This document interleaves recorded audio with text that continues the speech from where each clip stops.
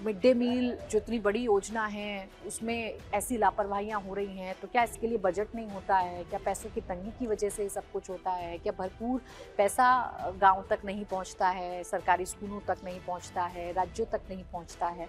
तो इसके लिए भी आपकी जानकारी दुरुस्त कर देती हूँ कि सरकार मिड डे मील योजना पर अच्छा खासा पैसा खर्च करती है।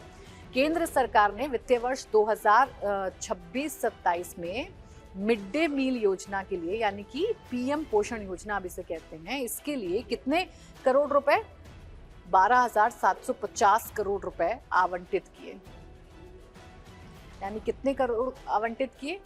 12 करोड़ रुपए आवंटित किए गए।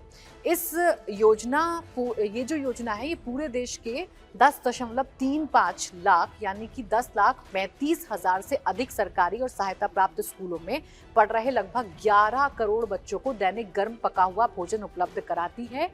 इस योजना के लिए, जिसे हम मिड डे मील कहते हैं, इस योजना के लिए सरकार 12 करोड़ रुपए खर्च करती है।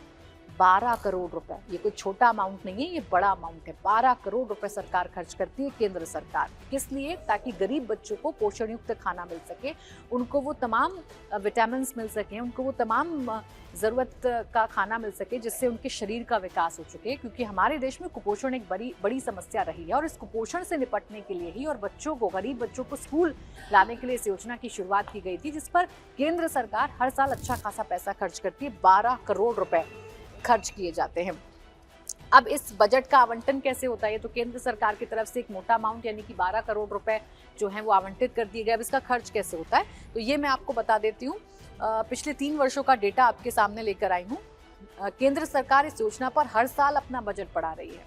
सोचिए, हर साल जिस योजना का बजट बढ़ाया जाता है उस योजना का आलम यह है कि बच्चों को नमक की जगह डिटर्जेंट युक्त खाना खिला दिया जाता है। बच्चों को ऐसी सब्जी परोसी जाती है जिसमें पानी ज़्यादा, सब्जी कम होती है, ऐसा लगता है पानी में डालकर आलू बना दिए गए हैं। बच्चों को ऐसा खाना परोस दिया जाता है जो पूरी तरीके से अनहाइजीनिक है। जहरीला खाना परोस दिया जाता है जिसमें मरा हुआ सांप, कीड़े मकोड़े मिलते हैं। ये आलम है। सरकार जिस योजना का बजट हर साल बढ़ाती है उस योजना का आलम ये है। धरातल पर आते आते उस योजना का ये होता है। वित्तीय वर्ष 2026 से 27 में मैंने आपको बताया कि ये 12 करोड़ से ज़्यादा का बजट रहा है। 2025 से 26 की बात करूं तब भी ये 12 करोड़ 500 रुपए था और 2024 की बात करूं तो ये लगभग 12 करोड़ 467 रुपए इसका बजट था। आप सोच लिए, 12 करोड़ 12 करोड़ 12 करोड़ 12 करोड़ रुपए सरकार खर्च कर रही है। किस लिए खर्च कर रही है? ताकि गरीब मासूम बच्चे हैं जिनके माता पिता उन्हें 2 वक्त का भरपूर खाना नहीं खिला सकते, जो बच्चे जिन्हें वो खाना नहीं मिलता जो उनके बढ़ते शरीर के लिए, उनके विकास के लिए, ग्रोथ के लिए ज़रूरी है, उनके लिए सरकार 12 करोड़ रुपए खर्च करती है। लेकिन उनकी थाली में पहुंचता क्या है? उनके थाली में पहुंचता है एकदम बेकार खाना, जहरीला खाना, ऐसा खाना जिसे खाकर बच्चों की तबीयत बिगड़ जाती है। अब केंद्र सरकार इस पैसे को कहां और कैसे कैसे खर्च करती है? ये मोटा अमाउंट तो तय कर दिया गया, लेकिन खाद्य सामग्री कैसे आती है, स्कूलों तक कैसे पहुंचती है, ये भी आइए आपको बताती हूँ।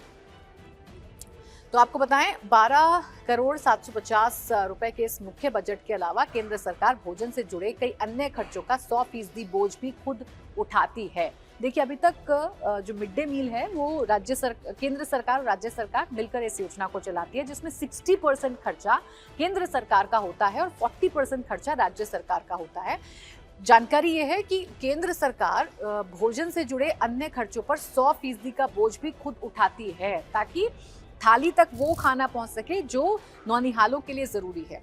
खाद्यान्न यानी कि अनाज सब्सिडी दी जाती है। केंद्र सरकार भारतीय खाद्य निगम यानी कि एफसीआई के माध्यम से देश भर के स्कूलों के लिए सालाना 26 लाख, ये आप नोट करते रहिएगा, ये आप देखते रहिएगा कि कितना खर्च ये सरकार करती है, किस लिए करती है। और ये इतना मोटा अमाउंट अगर बच्चों पर खर्च नहीं किया जाता तो कहाँ जाता है, किसकी जेबें भरी जाती हैं, कितना भ्रष्टाचार है। 12 करोड़ रुपए, लेकिन खाना ऐसा जो शायद आप किसी जानवर को भी नहीं खिलाएंगे, खाना ऐसा जिसे आप खाना पर देखना पसंद नहीं करेंगे, इसके लिए 12 करोड़ रुपए खर्च किए जा रहे हैं।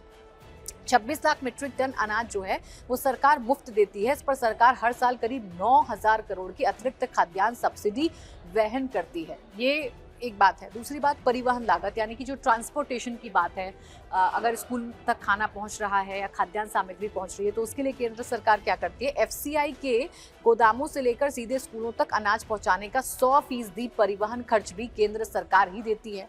इसके साथ ही साथ प्रबंधन और निगरानी यानी कि योजना की मॉनिटरिंग, मूल्यांकन और डिजिटल ट्रैकिंग का पूरा खर्च भी सरकार उठाती है। सरकार ने कर तो दिया, डिजिटल ट्रैकिंग की बात भी सरकार ने कर दी, मॉनिटरिंग की बात भी सरकार ने कर दी, लेकिन ऐसा लगता है कि सब कुछ कागजी व्यवस्थाएं हैं। क्योंकि अगर वाकई में मॉनिटरिंग हो रही होती, ट्रैकिंग की बात हो रही होती, तो नौनिहालों को वो खाना नहीं परोसा जाता जो उनकी सेहत को दुरुस्त करने की बजाय खराब कर देता है और कई बार जानलेवा भी साबित होता है। केंद्र सरकार और राज्यों के बीच में अब खर्च का बंटवारा कैसा होता है, ये तो बात रही उन 100% बोझ की जो केंद्र सरकार अपने ऊपर वहन करती है, और राज्य सरकार और केंद्र के बीच में कैसे शेयरिंग होती है ये मैं आपको बता दूं। भोजन पकाने की सामग्री, दाल, तेल, सब्जी और रसोइयों के मानदेय का जो खर्च है वो केंद्र और राज्य सरकारें जो हैं वो मिलकर उठाते हैं। यानी कि देखिए, खाद्यान्न यानी अनाज 100% केंद्र सरकार वहन करती है, परिवहन की लागत 100% केंद्र सरकार वहन करती है और प्रबंधन और निगरानी का खर्चा भी केंद्र सरकार 100% वहन करती है। अब बात आती है तेल, सब्जी और दाल की, तो ये और रसोइयों के मानदेय की यानी कि जो खाना पकाते हैं उनको सैलरी की, इसका जो खर्च है वो केंद्र और राज्य सरकारें मिलकर उठाते हैं। सामान्य राज्यों में जैसे बिहार, यूपी, महाराष्ट्र में 60% खर्च केंद्र सरकार करती है और 40% जो हिस्सा है वो राज्य सरकारें देती हैं। यानी कि अनाज का खर्चा 26 लाख मीट्रिक टन अनाज मुफ्त में केंद्र सरकार देती है। 9,000 करोड़ की अतिरिक्त खाद्यान्न सब्सिडी केंद्र सरकार अपने ऊपर लेती है। इसके अलावा 60% यानी दाल, तेल, सब्जी, रसोइयों की सैलरी, इसके लिए भी केंद्र सरकार 60% खर्चा अपने ऊपर रखती है और 40% जिम्मेदारी होती है राज्य सरकारों की। ये बिहार, यूपी, महाराष्ट्र बड़े राज्यों की बात कर रही हूँ। और पूर्वोत्तर और पहाड़ी राज्यों की अगर बात करूँ, जैसे कि असम हो गया, हिमाचल हो गया, उत्तराखंड हो गया, यहाँ पर 90% खर्चा केंद्र सरकार का होता है और केवल 10% ही राज्य सरकारों को उठाना होता है। यानी कि मूलतः केंद्र सरकार संचालित करती है पहाड़ी राज्यों में और पूर्वोत्तर के राज्यों में। बिना विधानसभा वाले केंद्र शासित यानी कि यूनियन टेरिटरी की अगर बात करें तो यहाँ 100% खर्चा किसका होता है, केंद्र सरकार का होता है। तो मोटा मोटी पैसे की कमी तो है नहीं, ये तो आपको समझ में आ गया कि केंद्र सरकार पैसा भी दे रही है, अतिरिक्त बोझा भी शेयर कर रही है। 60% हिस्सा केंद्र सरकार देती है बड़े राज्यों में, और पहाड़ी राज्यों में और पूर्वोत्तर के राज्यों में 90% खर्चा केंद्र सरकार वहन कर रही है। उसके बावजूद भी बच्चों की थाली में वो पोषण नहीं पहुंच पाता जो उनके लिए जरूरी है।